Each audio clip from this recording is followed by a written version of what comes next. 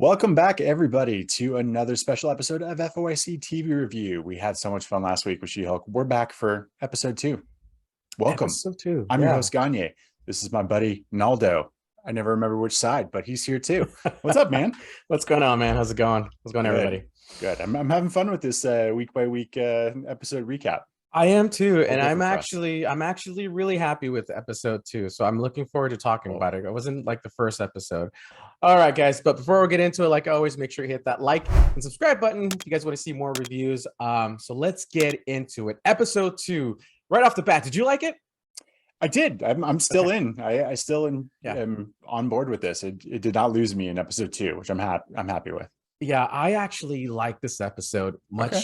better than the first one. So let's dive into it. So it opens up with news reporters reporting on what happened in the courtroom from the last episode, and now the whole world knows that Jennifer Walters is a She-Hulk. They end up going to a bar with her friend, and this is where her boss comes up to her and she goes, "Hey, we got to let you go because you become a liability." She gets upset because she realized she did the right thing. She saved the jury. But again, the boss is your liability. They find favor in you, so the whole case gets unraveled.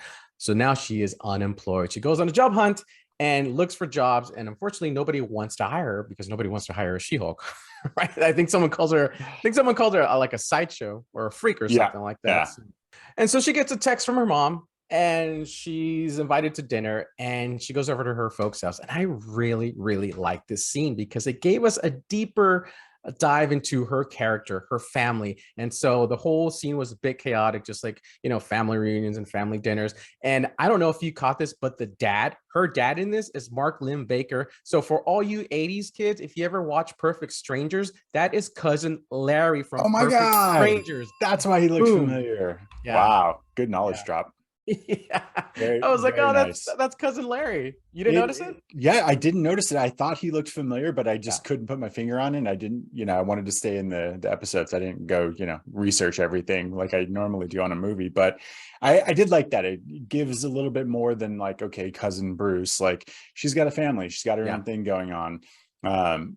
Love the touch of everybody wanting her to show up as She-Hulk to the bar. That was great. I love the added touch of like she can drink a ton as the She-Hulk, but as soon as she shrinks back down, she's wasted and can't handle. So yeah, thought that was kind of fun. Yeah. So she's at her family's, and then she's at another bar. She goes to a bar a lot. I guess when you're a Hulk, you go to when bars. you're unemployed, man. I guess, Yeah. right?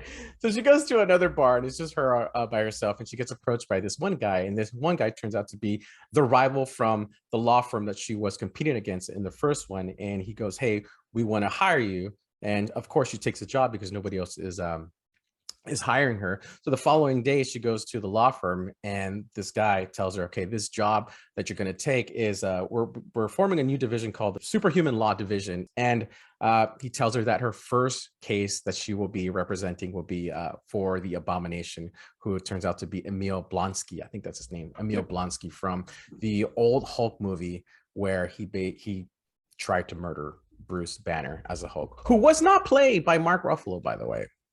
No, which they do have a call out to that, which I very much loved in this episode. Loved seeing Tim Roth back. I actually liked him as Abomination. I actually liked that Hulk movie. I know it was Ed Norton, and they've tied it in, but it's they've changed actors. But I dig it. I like that he's back. It is a fun way to incorporate character who's basically sat on the shelf for 15 years. Yeah, I do. I like that angle that they're going because I'm hoping this is where the show goes, that we're gonna see villains who might have a trial and might get justified in some of the things that they did. So it's kind of a cool twist.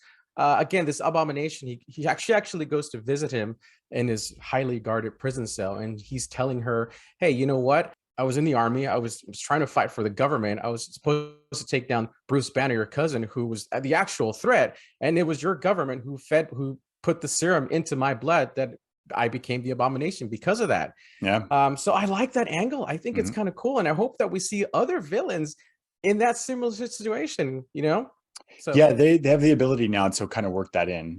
They did it a little bit with Daredevil in the Spider-Man movie, but you have an attorney and you have someone who needs to represent these superhumans that are destroying the city or saving the city, or that perspective was fantastic. That's such a smart tool. Like as soon as they did that, I was like, wow, he's got a point.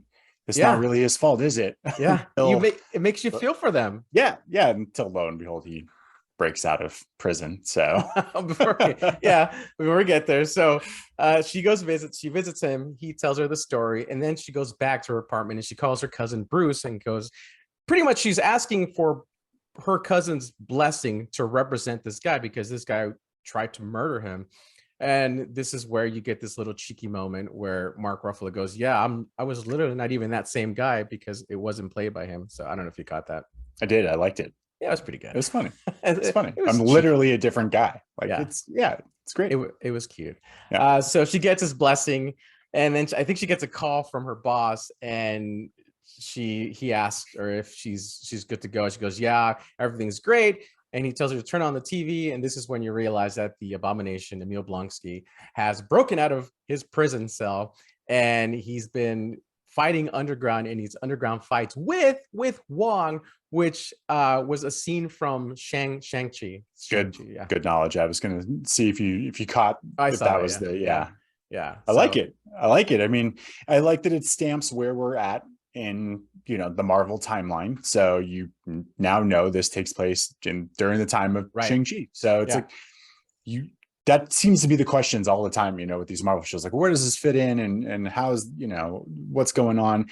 Also, what we didn't cover is that Bruce is now in a ship that showed up in episode 1. That was from Thor, and I'm forgetting the name of the people that are needing him to come do whatever he's going to go do. But now this is the, I think, official sign off for Bruce Banner. He's now out in space. Word is it might be for a Planet Hulk storyline. So we'll see. Interesting. Yeah, you're right. That spaceship, I was like, that spaceship looks familiar. And I'm like, that's got to be the spaceship from episode 1, where that was in front of the car and it crashed. So obviously there's more to that story. I can't wait to see what happens with that story.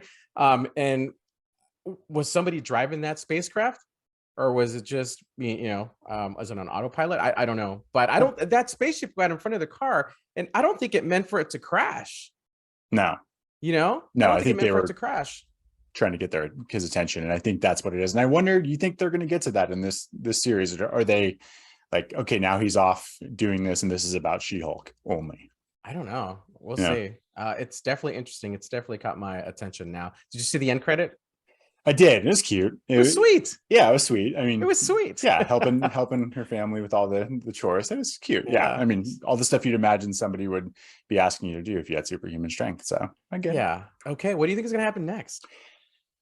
Well, she's obviously going to go track him down. I'm cautiously optimistic that they're going to introduce a few more characters. We know Daredevil's still coming. I don't know. I think that's a finale type thing, but I have a feeling as she goes and tries to track her client down, I mean, he's in Asia now. So is she going to encounter Wong? Is she going to encounter Agent 13? Sharon Carter is out that way. So who's now a bad character, I think, per the Winter Soldier, or the last Captain America show. So we'll see. I don't know, honestly. I think they did a good job not giving away too much this time and establishing where her direction's going. But who knows? Is she fighting the Abomination maybe to bring him in? I don't know. I'm really looking forward to see what happens next. I think her character keeps getting developed more and more, and I really like this how they did it with her, where they showed her family and what she's going to be doing and what this whole show is about. I think that's what the show is going to be about. I hope we get more villains that she can represent,